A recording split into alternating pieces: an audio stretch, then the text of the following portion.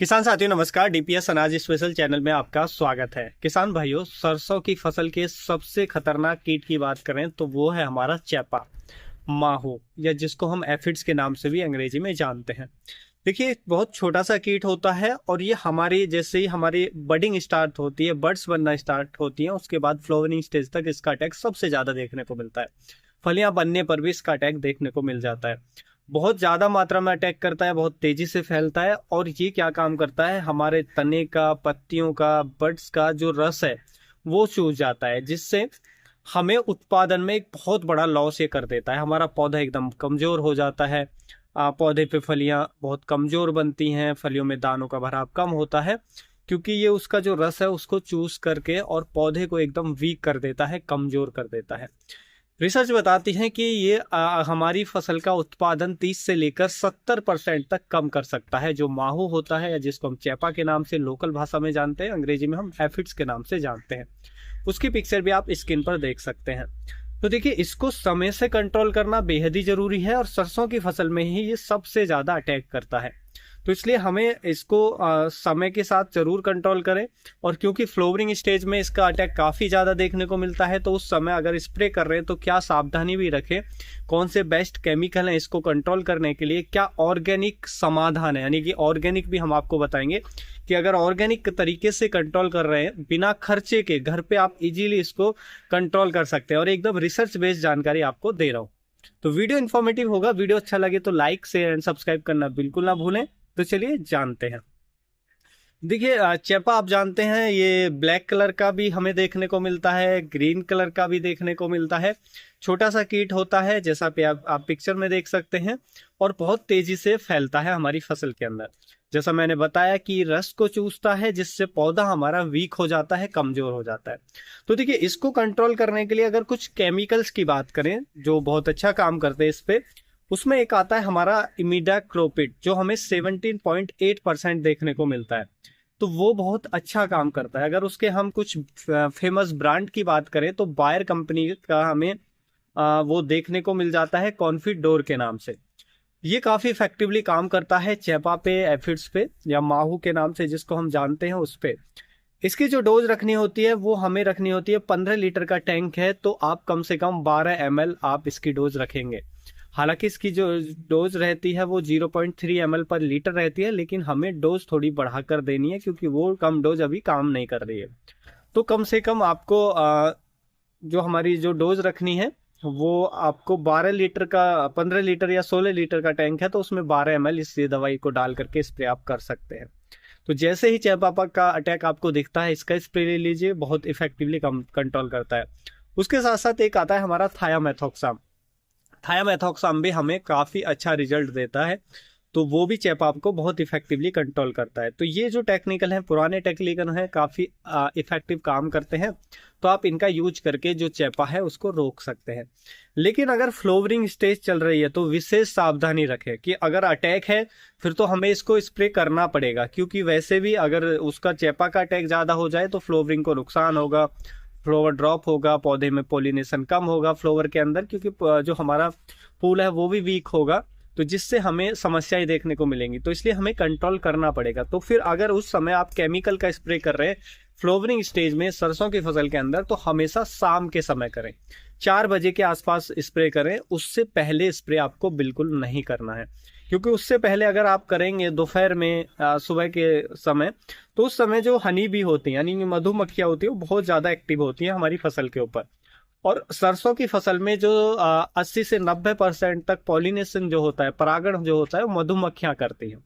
तो अगर उनको डिस्टरबेंस होगा, यदि कि वो खत्म होंगी, क्योंकि ये भी एक जो हमारा इंसेक्टिसाइड है वो उन पे भी असर करेगा, तो उससे फिर हमारा पॉलिनेशन में नुकसान होगा, जिससे आगे चलकर हमारा जो उत्पादन है वो लॉस होगा। तो इसलिए ये आपको जरूर ध्यान रखना है कि हमें फ्लोवरिंग स्टेज में अगर समस्या नहीं है तो स्प्रे नहीं करना है, नहीं तो शाम के समय स्प्रे करना है। और फ्लोवरिंग स्टेज में अगर स्प्रे समस्या लग रही है और हमें स्प्रे भी करना है तो हम एक ऑर्गेनिक का भी ले सकते हैं। देखिए, मैं एक ऑर्गेनिक सॉल्यूशन इसका बताता हूँ, बहुत इफेक्टिवली काम करता है। उसके लिए आपको क्या काम करना है, 100 लीटर पानी आपको लेना है, 100 से 200 लीटर पानी ले लेंगे किसी ड्रम के अंदर। उसमें आप गाय का गोबर ताजा वो आप 3 से 5 किलोग्राम के आसपास डालेंगे। अगर 200 लीटर पानी है तो 5 किलोग्राम गाय का ताज़ा गोबर आप उसके अंदर डालेंगे। उसके साथ साथ उसमें हम जैसे कि नीम के पत्ते हैं वो आधा किलो हम उसमें डाल लेंगे, आधा से 1 किलो के आसपास। और हमारे भांग के पत्ते आधा किलो, धतूरे के पत्ते आधा किलो, जो हमारा कनेर के पत्ते आप डाल सकते हैं आधा किलो। ऐसे ही 4-5 तरह की पत्तियों को हम काट करके उसमें डाल लेंगे आधा आधा किलो 200 लीटर पानी के अंदर। उसमें हम थोड़ा सा गोमूत्र भी डालेंगे। गोमूत्र उसमें 200 लीटर पानी में 2 लीटर हम गोमूत्र भी डाल लेंगे, गाय का ताजा मूत्र। तो उनको सबको डाल करके और हम इनको 10 से 12 दिन तक ऐसे ही छोड़ देंगे। ये 10-12 दिन में पूरी तरह हमारा जो है जो कल्चर है ये डिकम्पोज हो जाएगा। फिर इसको आप सुबह शाम चलाते भी रहें और ढककर छोड़ दें 10 से 12 दिन, 12 से ज़्यादा 15 दिन, क्योंकि टेम्परेचर डाउन है, थोड़ा ज़्यादा टाइम लेता है। टेम्परेचर ज़्यादा होता है तो जल्दी डिकम्पोज हो जाता है, तो 12 दिन से 15 दिन ये लेगा। उतने समय में तैयार हो जाएगा। उसके बाद इसको अच्छे से चला करके और छान करके इसको एक अलग बर्तन में कर लें और अच्छे से इसको छान लें। कपड़े के माध्यम से 2 से 3 बार छान लें, जिससे जब हम इसका स्प्रे करें तो हमारा जो नोजल है वो चौक ना हो। उसके साथ साथ आप अब इस 200 लीटर पानी के अंदर 10 से लेकर के 20 लीटर खट्टी छाछ, जो काफी दिन की रखी हुई हो खट्टी छाछ, उसको डाल लें, जो एकदम खट्टी होती है। तो उसको डाल करके इसमें अब आप 200 लीटर पानी के अंदर जो हमने जो निकाला है वो बनाने के बाद जो सॉल्यूशन बनाया उसके अंदर ही आप छाछ डाल दें। अब इस सॉल्यूशन को आप अपनी फसल पर स्प्रे कर दीजिएगा। 6 से 7 दिन बाद जो स्प्रे है उसको रिपीट कर दीजिएगा, यानी कि 2 स्प्रे आप कर दीजिएगा इसके। आप देखेंगे चैपा जो है आपका पूरी तरीके से कंट्रोल हो जाएगा। और इसके और भी शानदार रिजल्ट देखने को मिलते हैं। ये केवल चैपा को ही कंट्रोल नहीं करेगा, चैपा तो आपका पूरी तरह कंट्रोल हो जाएगा 2 स्प्रे के बाद, और एकदम ऑर्गेनिक दवा है, आप घर पे बना सकते हो। उसके साथ साथ ये ठंडी का जो स्ट्रेस है उससे भी आपके पौधे को बचाने का काम करता है, यानी कि ठंड का स्ट्रेस को निकालता है, हर तरह के स्ट्रेस से पौधे को बचाता है। पौधे को एक टॉनिक की तरह ये काम करता है। आप इसके स्प्रे के बाद देखेंगे कि पत्तियां एकदम हेल्दी अच्छी देखने को मिलेंगी। और जो हनी बी है यानी कि मधुमक्खियां, उनको ये बिल्कुल भी नुकसान नहीं करेगा, जिससे जो हमारा परागण हो रहा है, पॉलिनेशन हो रहा है, उसमें कोई बाधा नहीं आएगी, वो भी प्रॉपर तरीके से होगा। तो जिससे हमारा जो उत्पादन है उसमें हमें लॉस नहीं देखने को मिलेगा। तो ये बहुत शानदार है जिसका हम यूज कर सकते हैं। हालांकि अगर आप इसका यूज नहीं करना चाहते हैं तो फिर आप नीम ऑयल का भी यूज कर सकते हैं। नीम ऑयल भी काफ़ी इफेक्टिव होता है। कि हम नीम ऑयल जो हमारा 1500 ppm 3000 ppm का नीम ऑयल आता है वो भी हम डाल करके स्प्रे कर सकते हैं। वो भी चैपा को कंट्रोल करने में इफेक्टिव होता है, लेकिन शुरुआती स्टेज में, जैसे अभी स्टार्टिंग है तो उस स्टेज में कंट्रोल कर लेते हैं तो अच्छे से कंट्रोल हो जाएगा। लेकिन समस्या ज़्यादा है तो फिर नीम ऑयल उतना इफेक्टिव काम नहीं करेगा।